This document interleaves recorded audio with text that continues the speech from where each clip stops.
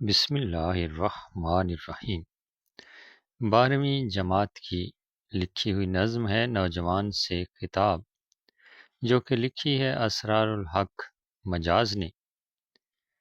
اسرار الحق مجاز کو شاعر انقلاب بھی کہا جاتا ہے، اور انہوں نے سکول ہی کے زمانے سے شاعری کا آغاز کر دیا۔ رومانوی اور فطرت کے مالک حساس طبیعت تھے۔ ظلم و ستم دیکھ کر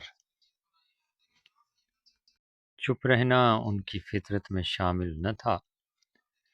شاعری میں زندگی سے بھرپور لہجے کا استعمال کیا ہے۔ نوجوان سے خطاب: جلال آتش و برق و سحاب پیدا کر، اجل بھی کانپ اٹھے وہ شباب پیدا کر۔ صدائے تیشائے مزدور ہے تیرا نغمہ، تو سنگ و خشت سے چنگ و رباب پیدا کر۔ تیرے قدم پہ نظر آئے محفل انجم، وہ بانک پن وہ اچھوتا شباب پیدا کر۔ تیرا شباب امانت ہے ساری دنیا کی، تو خارزار جہاں میں گلاب پیدا کر۔ سکون خواب ہے بے دست و پا ضعیفی کا، تو اضطراب ہے خود اضطراب پیدا کر۔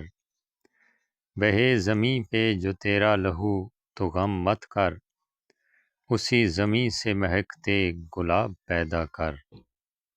مشکل الفاظ کے معنی: جلال عظمت، آتش آگ، برق بجلی، سحاب بادل، اجل موت، کانپنا ڈرنا، شباب جوانی۔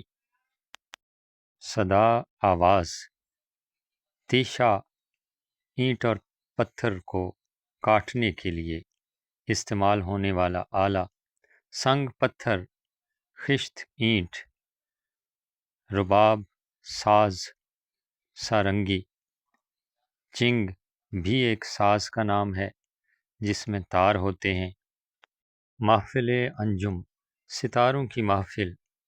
بانک پن، حسن خوبصورتی، اچھوتا انوکھا، صاف پاک۔ شباب جوانی، خارزار جہاں، کانٹوں سے بھری دنیا، بے دست و پا، بغیر